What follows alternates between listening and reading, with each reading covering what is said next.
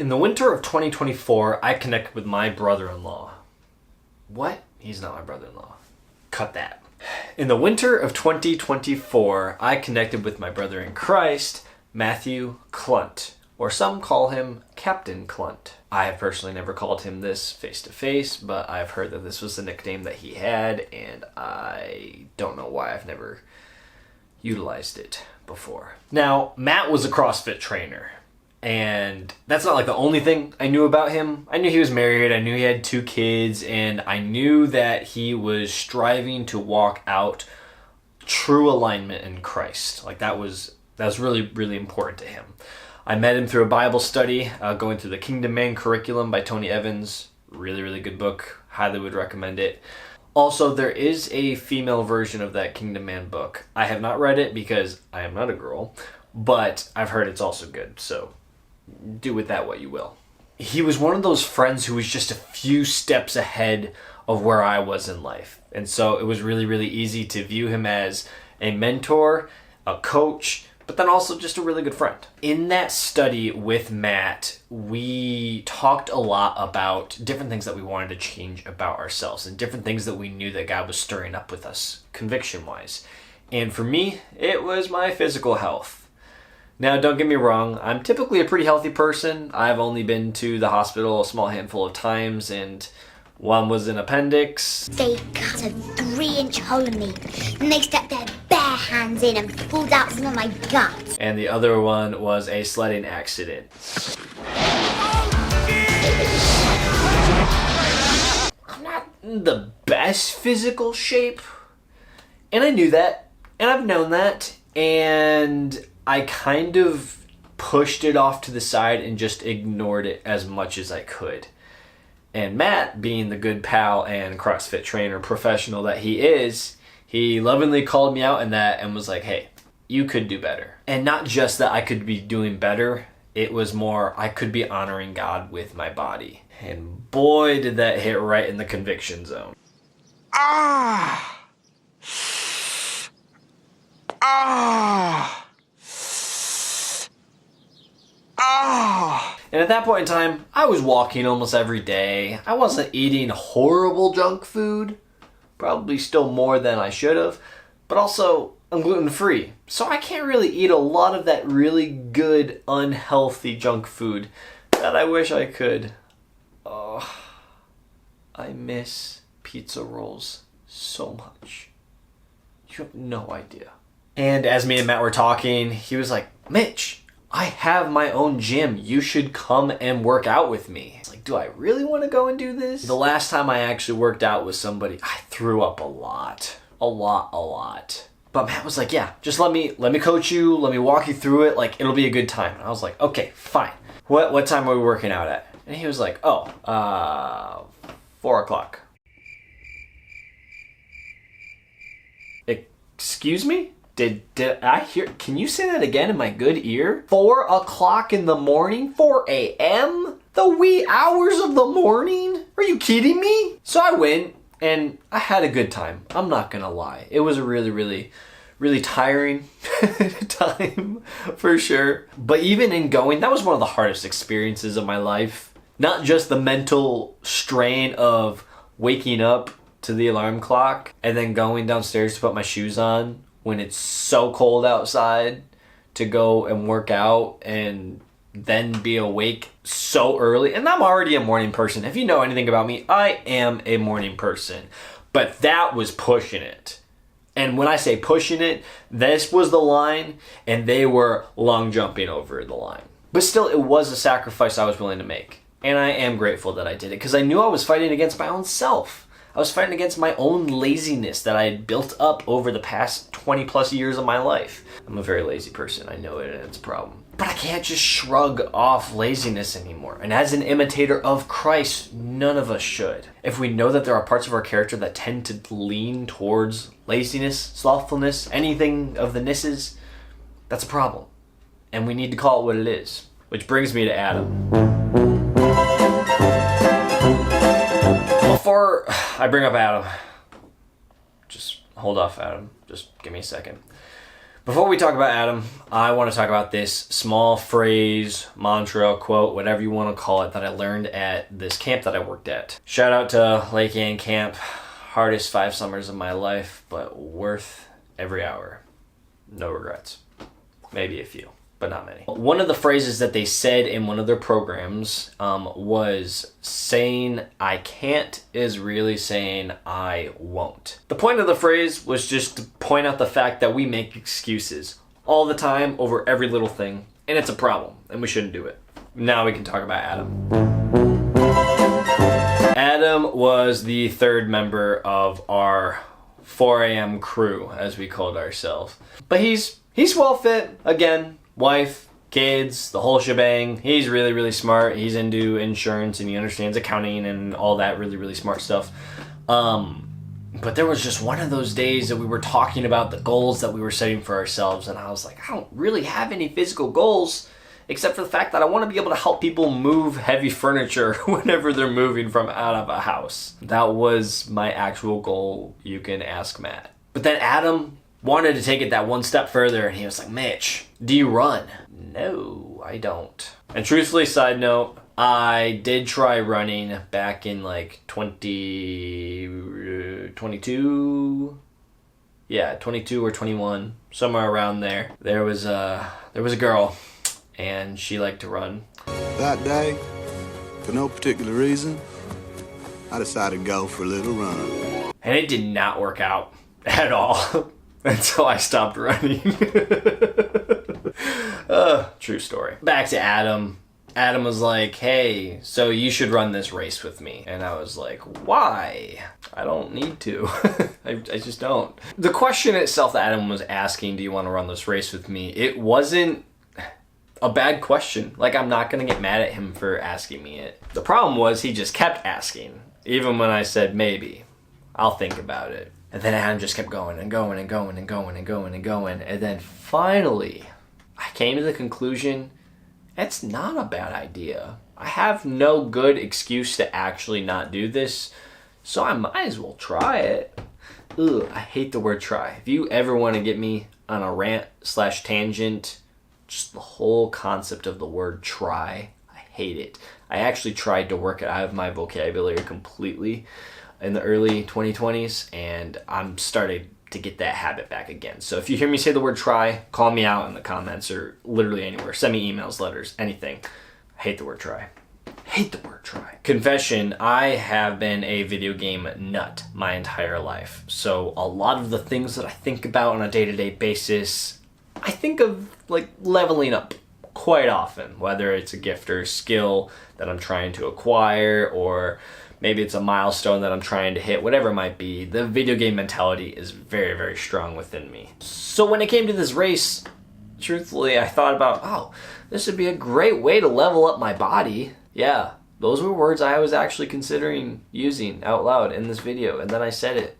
Here we are. Now this is just awkward. So I started running, and I ran on and off. My legs hurt. I was like, this is fine. This is okay. This is good. Then Adam, I love Adam. Like, don't get me wrong. If I sound negative towards Adam in any shape or form in this video, I'm not mad at him at all. He did try and get me addicted to running though, and it didn't work. Ha! Take that, Adam. He helped me out. He got me some shoes, and he walked me through a lot of the good habits to be making, the diet, and all these different things. And here's the horrible part. I did not listen to a lot of it. You're an idiot. And I know I should have, and I do feel bad that I didn't because of the race, and we'll get there in just a second. But before that, we need to talk about my brother-in-law. See, I knew we were going to talk about my brother-in-law at some point in this video. Nate. Nate is a fantastic guy. He was my best friend before he married one of my sisters, and now it's just better. But I started sharing my running experiences with him. He used to run, and so we kind of just went back and forth. I shared with him the milestones that I was hitting. I was like, yeah, man, I just ran 3 miles the other day. It was great. I did this. I did this. And he was like, whoa, Mitch, that is not the distance you think it is. What?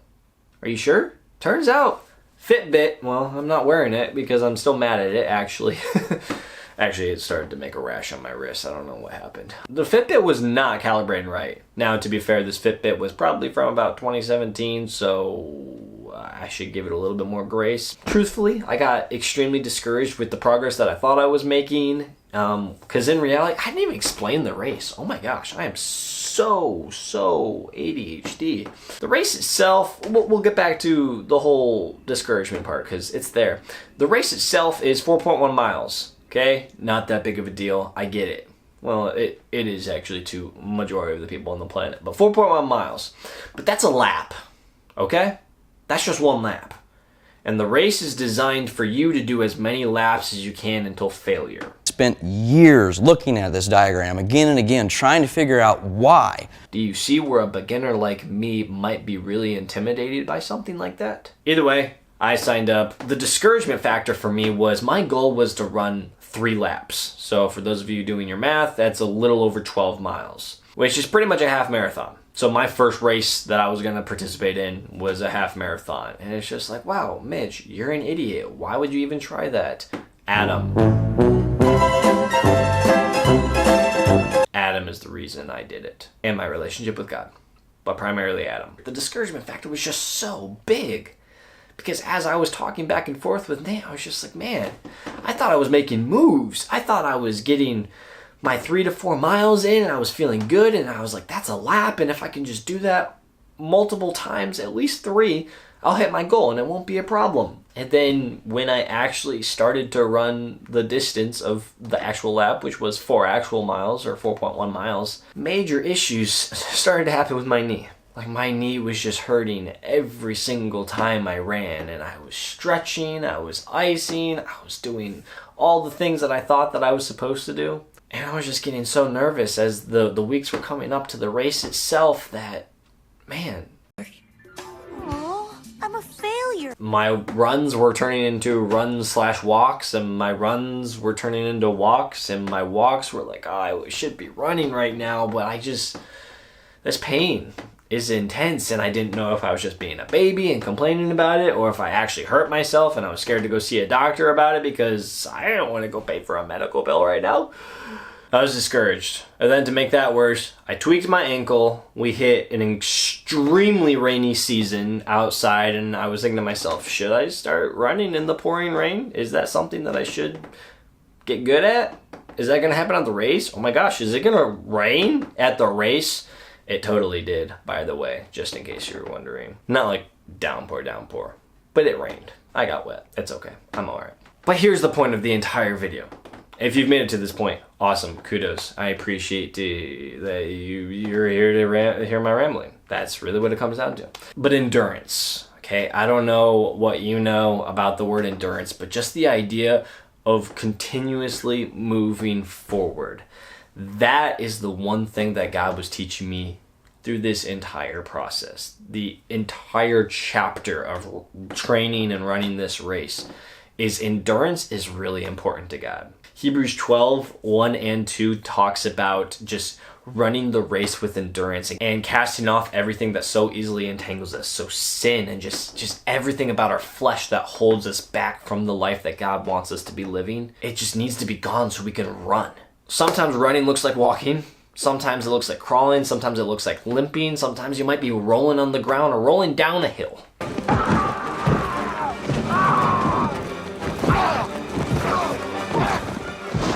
Movement is what matters to God more than anything else. Not necessarily the speed. That's what God was teaching me as I tweaked my ankle and my knee in the training process. And even my knee on race day. So, flash forward to race day. I ran. I was really happy actually that my family was able to come out. My dad was joking that because I was homeschooled, I never got to have any sport-like activities before, so this was the closest thing that he'd had to that in 20 plus years. So him and the family, they came out, which was really, really cool. But I remember just running that first lap, and instantly the 97 other racers that I was running with just gone ahead of me. And I'm like, I am screwed. I am so screwed. But I'm going to keep running. So I ended up, the people that Adam Adam's a lot faster than me, so I couldn't keep his pace and stay with him. So I gradually made my way to the back of the crowd, and I found this guy who was running relatively the same pace as me, and I just kind of turned to him. I was like, so how's it going? And he was like, it's good, it's good, it's good, it's good. And then me and him, we ran that whole lap together, and I just kept his pace. He knew what he was doing. He was a lot more experienced than I was. And yeah, so I ran with him for that whole lap. And after that lap was done, we had about 10 minutes until the next lap started. So every lap, you have an hour to finish that lap. Yeah, I know. Another time constraint. Feels more like a video game though. So I got back at the finish line. And I was like, okay, I'm gonna go again. I don't know how well it's gonna go, but I'm gonna go. So second lap started. Again, I started to move to the back of the crowd. And there was another gentleman who was walking and he was running, and he looked like he was kind of limping, so maybe he was hurt. I was like, oh, maybe I could go with him and just encourage him. And he had this cadence that he had prepped for due to an injury, and he was still running this race with an injury. And because I was able to keep the pace with him, we finished the second lap in time. And I had 5 more minutes to decide if I wanted to try and do the third lap. And in my head, I'm thinking, I'm not tired, so that's great. There's such a thing as a runner's high, I guess. But after that lap, I was like, oh man, should I try it? And I was like, my knee hurts. I'm not gonna lie. And I knew it was already starting to hurt on the first lap, and on the second lap, it was worse. And on the third lap, I was like, it makes no sense for me to try to do a third lap. But then everybody took off at the starting line, and I was with them. And I was moving slow, I'm not gonna lie. The entire last lap that I did, I was limping pretty hard. Never got it checked out from a doctor, don't tell my mom. And I finished running the 3 laps at about 3 hours and 17 minutes, give or take. I got disqualified because I didn't finish the last lap in that hour time frame. But man, the encouragement from the other racers was crazy. Like, I was limping back closer to the finish line as they were all running to start their next lap, and I was getting high fives and fist bumps and all these different, like, hey, we'll see you next year, and all these different just encouragement things, and it was awesome. But then there was a really old gentleman. As he passed me, he was like, you're gonna have to train better next year. We'll see you there. And I was thinking to myself, maybe? You probably will. The experience of running with endurance is something that impacted me greatly. And I'm thinking about it still to this day as I'm learning how to build apps, learning how to run a nonprofit, learning how to serve students as best as I can, because it is an endurance race. Every day that you wake up and God gives you breath in your lungs, that is opportunity for you to move forward. That's the point of everything here in this video. The point of this is endurance, and God gives us that endurance, and He strengthens us by His Spirit to have the strength and the wisdom to carry on with endurance. All that to say, I did run the race. Out of the 97 people present, I got 90th. So I beat 7 people. Just saying. I didn't get last. But still, people went into it with their own goals. My goal was 3 laps, and I finished my 3 laps. And I already have another friend who's trying to get me to sign up for next year, so who knows? I will probably do it again. I want to encourage you watching this. If you are watching this, that means you are breathing, you are living. That means that you are running the race that God has put you to run in. So run it well. It's okay if you're walking right now. It's okay if you're crawling. Just make sure you're moving forward, one step in front of the other. God will give you the strength to do the work that He has given you to do. Which also makes me think about